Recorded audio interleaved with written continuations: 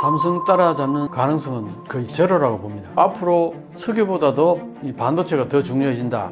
대만이나 한국, 중국도 미국도 만드는데 일본만 못 만든다. 삼성이라든가 SK하이닉스 같은 경우는 100조 단위로 투자될 가능성이 상당히 높아요. 근데 일본 정부는 겨우 30조 이것도 막 흑흑거리면서 따라오고 있는 거예요. 왜? 일본이 한국한테 손을 내밀어요. 자기들이 한 짓이 있는데 일본 정부가 달려든다고 해서 의욕만 가지고 되느냐 얘기예요.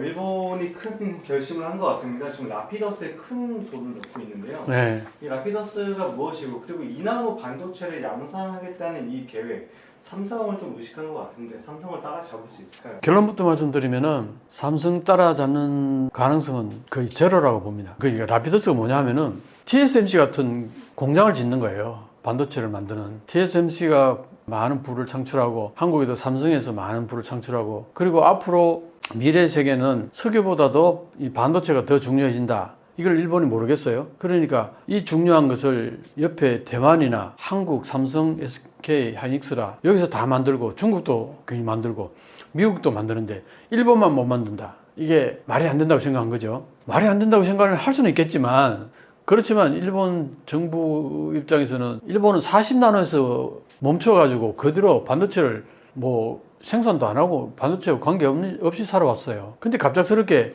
2나노를 만든다고 지금 공장을 짓고 있어요. 40나노 만들던 기술자들 끌어다 모아가지고 거기다가 세계 인재들 좀 모집해가지고 2나노를 만들겠다고 만드는 게 지금 라피더스 공장이라는 얘기예요. 이게 과연 성립이 되느냐 얘기예요. 얼마나 많은 금액을 놓고 있는 건지 그리고 목표는 어느 정도인지 궁금합니다. 일본 정부 입장에서는요, 처음에 시작할 때 대기업들이 8개나 같이 출발했잖아요. 그죠? 기옥시아, 소니그룹, 그 다음에 소프트뱅크, 도요타, 덴소, NEC, NTT, 7개 기업에다가 미쯔비시 UFJ 은행, 이렇게 8개 대기업들이 다 거기에 투자한다. 그렇게 해서 출발했거든요. 그런데 이 기업들이 그동안 돈을 거의 10억엔 내놓고는 돈을 안 내니까 정부가 거의 다 돈을 투자하면서 2억엔 정도까지 이제 정부가 지금 근데 이제 올해 또 보니까 1,000억엔 그 다음에 최근에 또 1,500억엔 2,500억엔 2026년 들어와가지고 그래서 그걸 다 합하니까 거의 2조 3천억엔 정도의 투자가 된 것 같아요.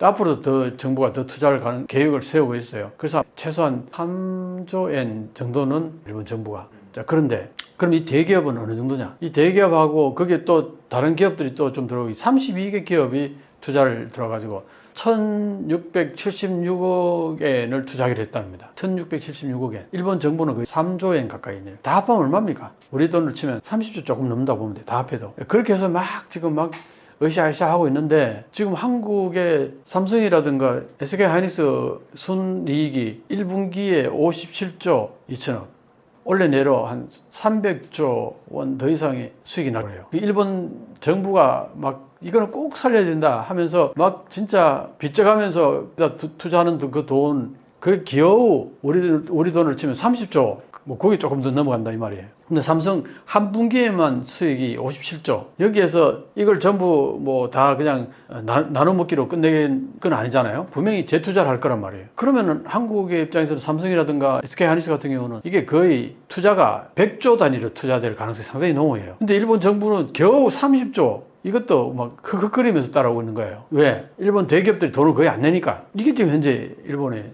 라피더스의 현 주소예요. 그래서 이제 하고자 하는 게 뭐냐 하니까 2027년부터 2나노 반도체를 양산한다 이거예요. 2025년 7월 달인가? 작년 7월 달에 시제품은 만들었어요. 2나노 시제품은. 그건 IBM이 이제 기술을 제휴를 해줘가지고 그게 작동은 잘한다 그러고 그렇게 얘기를 해요.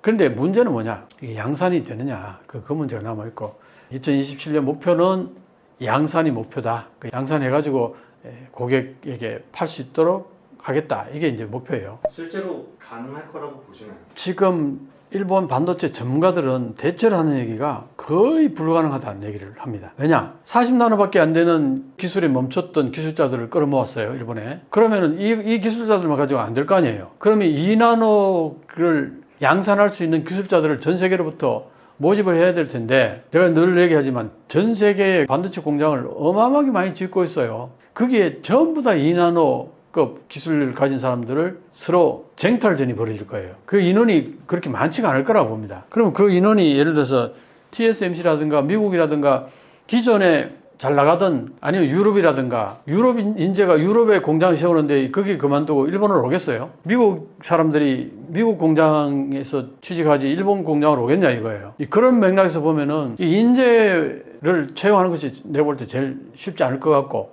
그렇게 되면은 이 양산하는 게 상당히 어려워요. 그거는 삼성조차도 2나노를 그 전에 3나노 수율을 올리는데도 몇 년씩 걸려버렸어요. 뉴스에 보면 막 계속 그 3나노가 수율이 안 올라가서 아주 애를 먹고 있다. 그런 얘기를 많이 들었거든요. 근데 일본은 지금까지 40나노 만들던 기술자들 모아놓고 2나노를 만든다는 게 이게 말이 되느냐 이거예요. 이런 문제. 그래서 2027년까지 과연 양산이 제대로 되겠느냐. 첫째 이 문제 하나. 그 다음에 둘째는 양산하고 나서 고객이 누구냐 이거예요. 고객이. TSMC 같은 경우에는 엔비디아도 있었고 그 다음에 애플도 있었고 그 다음에 테슬라도 있었고 거대한 그 기업들이 엄청난 단위로 수주를 맡긴단 말이에요. 그게 이제 공장에서 일단 물건을 만들어내면 팔린 데가 있으니까 장사될 거 아니에요. 근데 일본은 그게 과연 그렇게 해서 2027년도에 양산 된다 하자. 누가 사갈 거냐 그걸. 큰 손이 없으면은 이제 조그마한 이제 신생 기업들 대상으로 처음에는 이런 얘기 했어요.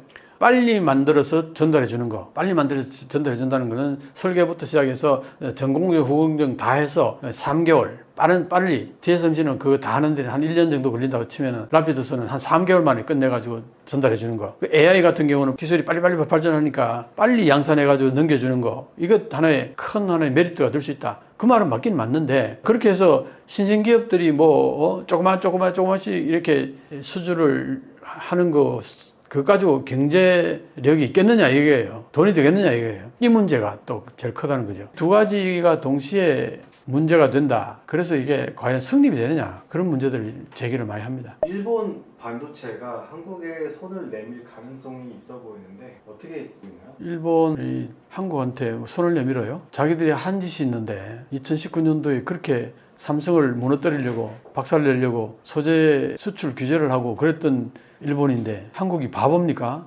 틈만 나면은 삼성 지옥을 맛볼 것을 삼성 망해라고 하는 인종들이 수두룩합니다. 일본에. 그런 일본에게 한국이 뭐가 아쉬워서 일본하고 손을 잡나요?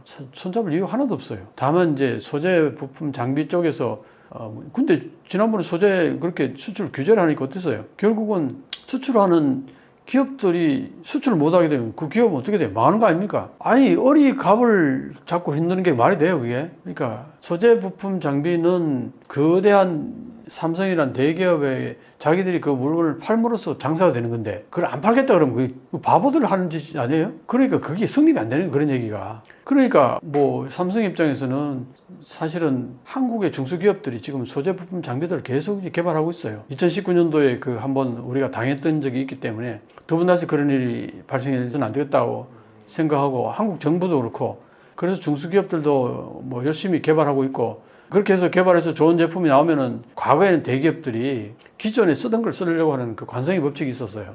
일본 게 그냥 계속 좋고 값도 그렇게 크게 비싸지도 않고 굳이 바꿔야 될 이유를 못 찾았는데 이제는 그게 아니란 말이지. 한번 경험했잖아. 그러니까 그리고 또 우리 정부도 그런 걸 분명히 지원을 하면서 우리 중소기업이 개발하고 좋은 제품이 나오면은 굳이 일제 쓸 필요가 있느냐? 한국 중소기업 제품을 써달라. 이런 어떤 흐름들도 있을 거고. 그러니까 일본이 손 내민다고 해서 우리가 덥석 잡을 이유는 없지 않겠나. 그렇게 생각하는 거죠. 일본은 그래도 여전히 소재와 장비는 강하다고 하잖아요. 그런데 왜 최첨단 반도체를 직접 만드는 건 어떤 부분에서 막히는 건가요? 내가 질문 하나 던져볼게요. 그림을 그리는 도구가 뭡니까? 붓하고 바레트하고 여러 가지 그런 것도 있겠죠. 그게 기가 막히게 좋은 제품들이 있어요. 그걸 집에다 갖다 놓으면 그림이 제대로 좋은 그림이 나옵니까? 이해가 갑니까? 한마디로 이해가죠. 물감이 좋고 붓이 좋고 도구가 좋고 이젤이 빛가번짝이 멋있다. 그렇게 해서 좋은 그림이 나옵니까? 그림을 그릴 수 있는 실력이 있는 화가가 있어야죠. 화가가 있어가지고 그 도구를 좋은 재료를 사용해서 좋은 제품을 만들어내면 그게 이제 엄청난 가치 있는 그림이 되는 건데 아무리 그렇게 좋은 재료를 갖고 있어도 실력이 없는 화가라면은 그런 좋은 그림을 그려낼 수 있겠어요? 피카소 같이? 소재가 좋은 것과 하고 그걸 가지고 만들어낸 아웃풋인 그림하고는 별로 연관성이 그렇게 많지가 않아요. 없는 건 아니지만 그만큼 좋은 소재 장비 다 쓰더라도 이 반도체를 만드는 공정이 500공정에서 1000공정이라 그래요. 그걸 전부 최적화 시켜야 된다는. 그걸 하기 위해서는 오랫동안 그 쌓아온 기술자가 있어야 된다는 거예요. 그러니까 40나노, 그 다음에 28나노, 그 다음에 뭐 12나노, 6나노, 7나노, 그 다음에 4나노, 3나노, 2나노, 이 과정들을 다 거치면서 그 양산하는 그 과정들의 기술적인 그 노하우를 할까? 그런 것들이 충분히 있는 기술자가 있어야지 좋은 제품이 나오는데, 그거 없이 그냥 소재 부품 장비만 좋으면 무슨 좋은 반도체가 나옵니까? 이거는 뭐 오래 설명할 것도 없어요. 간단합니다. 정부가 이제 그래서 돈을 대고 대기업들이 힘을 모으고 이렇게 하고 있는 거잖아요. 이 방식이 예전에는 통했을 것 같아요. 약간 구식 같은 느낌이 드는데 지금 반도체에서는 왜 그게 안 되는 걸까요? 예전에도 안 통했어요. 예전에도 안 통했어요. 그래서 지금 다 하는 얘기가 예전에 그 꼴 나는 게 아니냐. 전문가들이 다 그 얘기를 합니다. 예전에도 일본 정부가 나서가지고 뭐 한다고 했는데 실패했다 이거죠. 하는 쪽도 다 실패했다. 근데 이번에 성공할 수 있는 뭐 요소가 뭐가 있느냐 이거예요. 그러면 왜 하느냐? 일본 정부 입장에서는 아까도 말씀드렸듯이 미래 세계는 이제 석유보다도 반도체가 더 중요해진다는 얘기예요. AI 시대가 오고 자율 운전하는 그런 세계 오면은 거기에 핵심은 전부 다 반도체란 말이에요. 그걸 만들 수 있는 나라는 엄청난 부를 쌓을 거고 거기에서 멀리 있는 나라는 2류 내지 3류 국가로 전락한다 이렇게 인식을 해요. 일본 정부가. 그러니까 일본 정부는 지금 마지막 기회다 이게. 40나노 가지고 있는 기술자마저도 다 은퇴해버리고 나이가 들어서 이제 뭐 더 이상 어떤 제조업에 종사할 수 없는 이 지경까지 가기 전에 마지막 기회다 하면서 어거지로 출발시킨 거예요. 그러니까 예산을 막 투여하면서 이거는 성공시켜야 되기 때문에 하는 거다 이렇게 얘기를 해요. 그러니까 이게 이제 어떤 의미에서는 시장의 메커니즘보다는 필요에 의해서 밀어붙이는 거거든요. 과연 이게 통할까? 이런 부분이 있는 거죠. 그리고 이런 게 있습니다. 일본 정부가 앞장서 가지고 뭘 하는 걸 히노마루 반도체라 그래요. 히노마루라는 건 일장기잖아요. 그죠? 정부가 앞장서서 뭘 하는 걸 히노마루 반도체라 그래. 그럼 거기에 여러 대기업들이라든가 같이 모여가 컨소시엄을 하면서 그걸 해나가는데 어떤 문제가 있냐 하니까 이게 소위 말해서 책임 소재가 불분명해요. 경영을 할 때 있어서. 지금 현재도 라피더스도 경영자 회장이 있고 사장이 있는데 이 두 사람이 책임을 지느냐 아니면 그 대기업 8개 초기에 그 대기업들이 경영에 참가해서 책임을 지느냐 아니면 정부가 책임을 지느냐 이게 실패했을 때 이게 불분명해요. 그러니까 뭘 말하냐면 책임 소재 불분명하면은 하다가 뭐 실패해도 뭐 그만인 거예요. 근데 예를 들어서 삼성의 이건희나 그 당시에 이병철 오너 같은 경우에서는 망하면은 그냥 풍지박산 나는 거 아니에요. 그러니까 사생결단을 달라들어서 성공시키려고 노력할 거 아니에요. 정신 자세가 다를 수 있다는 거예요. 그 일본은 지금 실패했을 경우도 책임을 물을 수 있는 그게 없는 거예요. 그 메커니즘이. 또 하나는 정부는 예산을 투자했으니까 그냥 나아가는 얘기만 있지 이게 실패했을 경우 어떻게 하느냐에 대한 시나리오가 없어요. 그래서 만약에 2027년도에 수율이 보통은 아무리 적어도 60%에서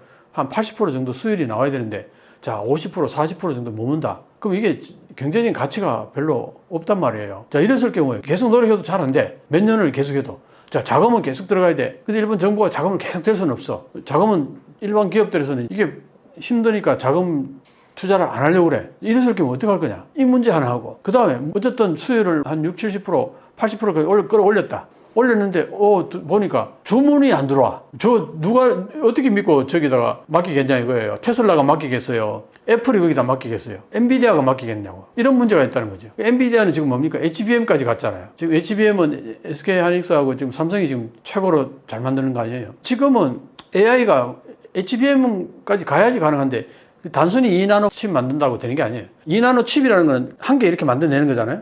그걸 쌓아가지고 효율을 높이고 하는 것들이 HBM인데 그 기술이 없으면은 AI 시대에 경쟁력이 없는 거예요. 그런 경우 이제 그걸 누가 대량 주문을 하겠느냐 이거예요. 물론 조금만 주문이 있을 거라는 봐요. 지금도 뭐 조금씩 얘기는 되는 것 같던데 그거 가지고는 경제성이 없다 이거예요. 그러니까 일본 정부가 지금은 이게 일본의 국가 운명이 걸려있다 하면서 밀어붙이긴 밀어붙이는데 그 뭐 운명이 걸려있다고 밀어붙인다고 다 될 것 같으면은 모든 나라가 다 했겠죠. 근데 안 되는 건 안 되는 거예요. 돈만 쏟아붓는다고 되는 것도 아니고, 이제 삼성이나 LG 같은 경우는 오랫동안 그걸 만들었죠. TSMC도 오랫동안 그걸 만들었잖아요. 그 과정들을 일본은 그동안 없었단 말이에요. 40나노에서 멈췄었다고요. 근데 어느 날 문득 2나노 만들겠다 그러니까 다들 뭐야, 그러죠. 그래서 아주 비유가 일본의 오타니 선수 아주 유명하잖아요. 야구 선수. 메이저리그에 가서 거기서도 발군의 실력을 발휘하는 오타니 선수. 중고등학교 야구부에서 에이스라고 하는 친구가 나는 2년 만에 오타니 선수처럼 훌륭한 선수가 될 거야 하고 밀어붙이는 거하고 똑같다는 얘기예요. 말이 되느냐 얘기죠. 의욕만 가지고 되느냐 얘기예요. 그렇게 지금 비유를 합니다. 그래서 이제 일본 정부가 달라든다고 해서 오히려 일본 정부가 달라들므로 해서 더 안 될 거라는 얘기를 많이 합니다. 왜냐하면 정부라는 것은 예산을 밀어주면서 이런 게 있어야 돼요. 한국의 엔터테인먼트가 이렇게 엄청나게 발전하고 있는 거는 정부가 여러 가지 좀 도움을 주되 간섭은 하지 않는다. 이게 한국 정부의 방침이에요. 재정적인 지원이라든가 여러 가지 도움은 주되 그 내용에 대해서 콘텐츠 내용에 대해서 그거는 전적으로 예술가들에게 감독에게 다 맡긴다. 그래야 자율성이 생겨서 거기서 좋은 작품이 난다 이거예요. 근데 일본 같은 경우는 이제 지금 보면은 라피더스 같은 경우는 거의 90% 넘는 금액이 정부에서 나온단 말이야, 돈이. 그럼 정부에서 컨트롤이 안 들어가겠어요? 왜냐? 돈을 그만큼 투자했는데 이거 잘못되면 어떡하나 하고 감독이 들어갈 거고 여러 가지 뭔가 이래라 저래라 얘기가 들어갈 거란 말이에요. 이게 어떤 면에서는요. 반도체 같은 경우는 어떤 결정할 때 있어서 결정 사항이 굉장히 빨라야 되는데 이게 결정 시스템이 굉장히 느리다는 거예요. 그렇게 되면 정부가. 거기다가 많은 기업들이 그 동시에 같이 하잖아요. 그러니까 이게 컨센서스 행사하는 데 있어서 많은 시간이 걸린대요. 안 그래도 일본에서는 뭐 컨센서스 하는 행사하는 데 있어서 부장, 과장, 뭐 사장 전부 다 돌려가면서 계속 토론하고 해가지고 전부 오케이 할 때까지 너도 나도 책임 안 지려고 전부 다 책임으로 몰아가서 그때서야 이제 도장 찍고 일이 진행된단 말이에요. 그렇게 보면 일본은 지금 정부가 저렇게 들어가서 하는 것은 신속한 어떤 의사결정이라든가 어떤 사업 방향성을 결정하고 이런 데 있어서 엄청난 지체가 발생할 가능성이 많다. 그래서 경쟁력이 삼성이라든가 TSMC 여기에는 절대 못 따라온다 이 얘기입니다. 지금 내가 설명한 여러 가지 이유들 보면은 어떨 것 같아요? 절대 한국이 경제가 안 될 것 같습니다. 경쟁이 안 되죠. 어림도 없는 얘기입니다. 지금까지 일본이 그래서 삼성을 주저앉히려고 소재 수출 규제도 하고 뭐 여러 가지 뭐 했잖아요. 근데 삼성이 뭐 끄떡이나 했습니까? 그러니까 옛날에 한국이 아닌 거죠. 옛날에 일본이 아닙니다. 네, 일본은 해상 자위대와 잠수함 전력이 강한 나라입니다. 그런데 한국이 핵 추진, 잠수함 추진한다는 얘기 당연히 나왔고요. 일본은 이거 어떻게 보고 있나요? 일본은 상당히 부러워하면서도 당혹스러워하면서도 시샘을 느끼고 아니 미국이 어떻게 우리를 먼저 허락해주지 않고 한국을 먼저 허락했단 말이냐? 거의 그런 인식이고 그리고 한국 너희들 수역이 얼마나 되는데 그 좁은 수역을 지키는데 무슨 그런 어마어마한 잠수함이 필요하냐? 이런 인식을 갖고 있어요. 한번 보세요. 지도 놓고 보면은 일본은 그 수역이 해역이요. 그 전 세계 6번째 넓어요. 200캐리까지 이렇게 선을 그으면은 엄청 넓습니다. 거기에 비해서 한국은 뭐 북한 못 지나가지요. 반도 밑에 동해, 서해, 남해 요거 딱 하면은 거기에 핵 추진 잠수함을 가지고서 휘젓고 다닐 만한 공간이나 되냐 이런 인식을 갖고 있죠. 그럼 뭐냐? 결국은 밖으로 나오겠다는 거 아니냐? 밖으로 나온다는 거는 우리가 그때 뭐 이재명 대통령께서 얘기하실 때는 뭐 중국에 대한 견제 그런 말을 분명히 했어요. 그러니까 이제 대만 그 주변이라든가 우리가 기름을 싣고 온다든가 할 경우에 호르무즈 해협으로부터 시작해서 쭉 필리핀 그쪽 지나와가지고 대만 그 해협을 지나서 이렇게 오는 과정들이 있을 거 아니에요. 거기에 이제 우리 호위라든가 안전을 지킨다든가 그러려면 분명히 중국하고 좀 마찰이 생길 가능성이 있잖아요. 그죠? 그런 걸 의식해서 이제 우리는 얘기했는데 근데 일본 입장에서는 제발이 저리다고 한국을 명백한 우방국가로 완전한 신뢰를 한다면은 한국이 핵추진 잠수함 갖는 거에 대해서 오히려 든든해야겠지요. 왜? 같이 중국을 견제하기 위해서 한국이 강해지면 좋잖아요. 그런 의식이 있을 텐데 그런 의식이 별로 없습니다. 그럼 뭘 말하냐? 한국도 사실은 일본에 대해서 그렇게 탐탁지 않게 여기는 역사 문제도 있고 그거는 일본들이 더 잘 알죠. 어떻게 보면은. 그러니까 이제 한국이 핵추진 잠수함이 생기면은 일본 해역 전역을 휘젓고 다닐 거 아니냐. 거기에 대해서 엄청나게 껄끄럽게 생각하죠. 그런 부분은 분명히 충분히 예상이 되는 문제라고 봅니다. 한국의 핵추진 잠수함은 한국의 뭐 조선, 당연히 K방사는 뛰어나잖아요. 네. 여기에 뭐 어떤 의미일까요? 그동안 한국은 배 만드는 기술은 대단하고 그래서 뭐 이지스함을 비롯해서 잠수함 제조 능력이 뛰어났죠. 거기에 추진하는 에너지만 살짝 바꾸면은 쉽게 우리는 원자력 추진 잠수함을 만들 수 있는 기술력은 다 갖춰 있는 거죠. 조선 능력이 뛰어나죠. 원자력 발전소 만든 능력이 뛰어나죠. 그 다음에 방위산업 잠수함을 만든 능력이 뛰어나죠. 한마디로 말해서 생태계가 이미 다 갖춰져 있는 거예요. 그 에너지만 이제 핵 추진할 수 있는 핵 연료 이것만 우리가 갖추기만 하면은 핵 추진 잠수함은 쉽게 만들 수 있는, 충분히 그걸 우리가 갖출 수 있는 그런 기술력이랄까 그런 생태계는 이미 다 돼 있다는 거죠. 어느 나라보다도. 그런 부분에서 일본은 중국이나 상당히 뭐랄까 남다르게 생각할 거라고 봐요. 왜냐? 아니 능력도 없으면서 만약에 미국하고 그렇게 얘기해서 미국 오케이 했다 그러면은 에이 너희들 만들어 언제 만들 거야? 뭐 10년 후에? 20년 후에? 그리고 비꼬을 수도 있겠죠. 그런데 그게 아니라 사실은 조선 원전 방산 실력이 빵빵하니까 야 이거 한국은 그 빨리빨리 문화와 이렇게 접목이 되면은 이거 뭐 몇 년 만에 만들어내는 거 아니야? 하고 우려할 가능성이 나는 상당히 농후하다고 봐요. 그런 측면에서 보면은 한국은 정말 많은 부분에서 국력이 이제 업그레이드 되었고 여러 가지 그 제조 능력에 있어서 전 세계에서 어디도 뒤지지 않는 톱클래스 쪽으로 올라와 있다. 그렇게 이제 볼 수 있죠. 한국은 하나오션이나 HD, 현대중공업 같은 조선업도 주목받고 있는데요. 일본은 어떤 상황인가요? 일본 조선업은요, 반도체가 몰락했는 만큼 조선업도 많이 내려갔다고 보면 돼요. 옛날에 반도체가 뭐 50% 정도를 차지하고 그러다가 지금 10%도 안 된다 했는데 현재 일본의 조선업이 그렇다고 보면 돼요. 그러니까 얼핏 보면은 그래요. 일본의 기술력이 뛰어나죠. 다들 그렇게 하잖아요. 일본 사람들은 뭐 전부 다 일본의 기술의 일본 항상 하는 얘기가 자기들이 기술력이 최고 뛰어나다. 그리고 그 많은 부두가 있고 그 해역이 그렇게 넓으면 배 만드는 능력은 뛰어나야 될 거 아니에요. 전 세계에서 가장 뛰어나야 될 거 아니에요. 바다가 그렇게 넓은데. 근데 어떻게 되겠어요? 지금 보면은 뭐 10%도 차지 못할 거예요. 그리고 LNG선 같은 건 아예 만들지도 못하고요. 고보같이 배 같은 거는. 그러니까 뭐 한국하고 이 조선업을 견주면은 아예 이제 비교가 안 되죠. 근데 한국에는 이제 하나오션이라든가 HD, 현대중공업 같은 경우가 LNG선 발주 같은 것도 많이 받았고 고보같이 배 같은 것들을 수주를 많이 했죠. 물론 이제 내부의 문제도 좀 많은 것 같아요. 어떤 문제가 있냐니까 노동력의 문제가 있어요. 노동자 임금이 그렇게 높지 않다 보니까 과거에는 뭐 3D 직종에서도 근무하는 한국인들이 많이 있었다 치면은 한때 조선업이 사양사업 아닌가 하고 막 힘들 때 기술자들이 다 떠나가 버렸단 말이에요. 다시 이제 이걸 뭔가 일거리는 많은데 노동자들을 찾으려니까 이게 쉽지 않은 거예요. 이게 임금도 그렇게 높지 않고 이러니까 떠나갔던 사람들이 돌아오지 않는 거죠. 그게 이제 외국 노동자들을 많이 쓰는데 이 외국 노동자를 쓰게 되면 어떻게 됩니까? 이게 10년, 20년 지나가 버리면은 배 만드는 노하우는 전부 외국 노동자들이 다 습득해버리고 한국은 어떻게 됩니까? 기술을 전부 외국에다 이전해 주는 거나 마찬가지 꼴이 나버리는 거죠. 이 문제가 한국이 지금 조선업에 안고 있는 문제예요. 그래서 지금 조선업에는 수주 같은 게 많이 들어오고 뭐 몇 년치, 3년치가 꽉꽉 차고 충분히 수주는 많고 한데 노동력이 부족하다 이 얘기예요. 그러면은 임금을 좀 올려줘서 한국의 노동자들이 쉽게 거기 가서 노동할 수 있는 환경을 만들어줘서 그걸 계속해서 앞으로 나아가서 10년이고 20년이고 이어질 수 있도록 그렇게 하는 게 맞지 않겠나. 근데 그런 부분이 지금 되어가고 있는지 모르겠어요. 그게 이제 한국의 하나의 내부적인 문제가 좀 있지만 그러나 한국에 비해서 일본은 뭐 훨씬 더 심각하죠. 그 부분은.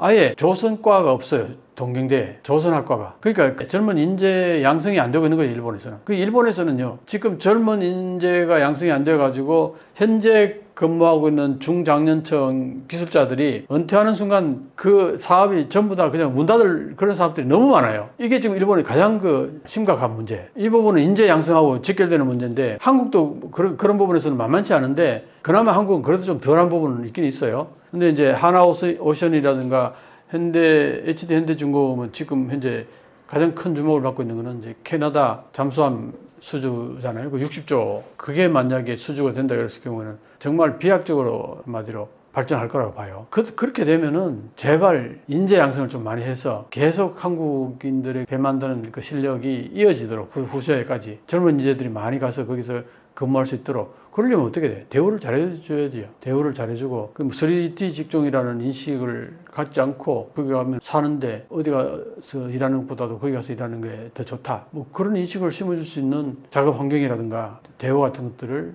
해줘야 되지 않겠느냐. 그 부분이 한국은 나는 조선업이 안고 있는 하나의 문제점이라고 해요. 그 외에는 지금 뭐, 기술력도 있겠다. 한국에 대한 이미지도 좋잖아요. 예를 들어서 미국과 중국이 저렇게 대치하고 굉장히 격렬하게 패권 전쟁 아닌 전쟁 같은 격돌이 일어나고 있는 상황이니까 미국이 아니면 우리 서방 국가들이 중국한테 조선업을 맡길 수가 없는 부분들이 분명히 있어요. 그러면 그것들이 다 한국으로 올 가능성이 많다는 거죠. 그러니까 한국은 이런 것들을 기회를 살려가지고 인재 양성을 아주 내가 볼 때는 와서 일하면은 조선업에서 일하면은 삼성에 근무하는 것만큼 대우도 좋고 삼성이 이번에 얼마에 6억 보너스 받는다 그러잖아요. 그 정도는 아니더라도 최소한 봉급에서 막 1억이 넘어가고 평균 봉급이 그 대신 일을 빡세게 하잖아요. 여기 조선업이 그렇게 해준다면은 계속 이어지고 앞으로 계속 조선업은 크게 활용을 일으킬 가능성이 있는데 그러니까 그 임금 문제 이런 것들이 아직은 최근에 한 몇 년 사이에 조선업이 호황이 된 거니까 여러 가지 이제 정비해야 될 게 많은 것 같더라고요. 예, 그런 부분을 잘 정비해 나간다면은 조선업은 전 세계에서 거의 1등 가는 거죠. 중국이 톤수에서는 우리보다 훨씬 많지만 50% 이상을 차지할지 모르지만 고부가치 선박은 다 한국이 뭐 거의 압도적으로 우리가 많이 제조하니까 그런 의미에서는 한국은 이 조선업은 굉장히 앞으로 발전할 수 있는 업종이란 말이에요.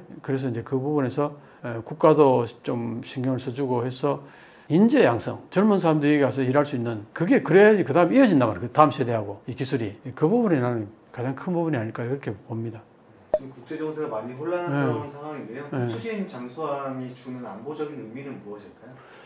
한국 입장으로서는 정말 든든할 거예요. 그건 뭘 말하느냐면은 해군에 있어서 획기적이란 말이죠. 왜 획기적이냐 하면은 핵추진 잠수함에서 그 미사일을 쏘아 올릴 수 있어요. 그거는 한국의 본토가 공격을 받아도 예를 들어서 외부에서 한국의 미사일 기지를 전부 일시에 동시에 다다닥 해서 시킨다 하더라도 핵추진 잠수함이 싣고 있는 미사일이 있을 거 아니에요. 그거는 절대 공격을 할 수 없죠. 어디 있는지 모르니까. 그러면 그게 이제 쫙 가가지고 우리한테 그렇게 미사일 날려서 초토화시킨 나라 수도에 그냥 미사일 뭐 그냥 바로 꽂아버릴 수 있단 말이죠. 그러면은 우리한테 그렇게 파괴적인 어떤 공격을 했던 국가도 팔다리 다 부러지는 거죠. 잘려나가는 거죠, 거의. 거의 반신불구가 될 정도로 그렇게 초토화 될 텐데, 그걸 핵추진 잠수함 할 수 있다는 거죠. 왜냐? 위치가 어디 있는지 모르고 위치 이동이 자유롭기 때문에 바로 옆에 그 나라에 바로 옆에 근접해가지고 가장 중요한 어떤 위치에 그냥 미사일 날려버릴 수 있다는 거죠. 그런 의미에서 이거는 전략적인 무기라고 볼 수 있어요. 굉장히 아주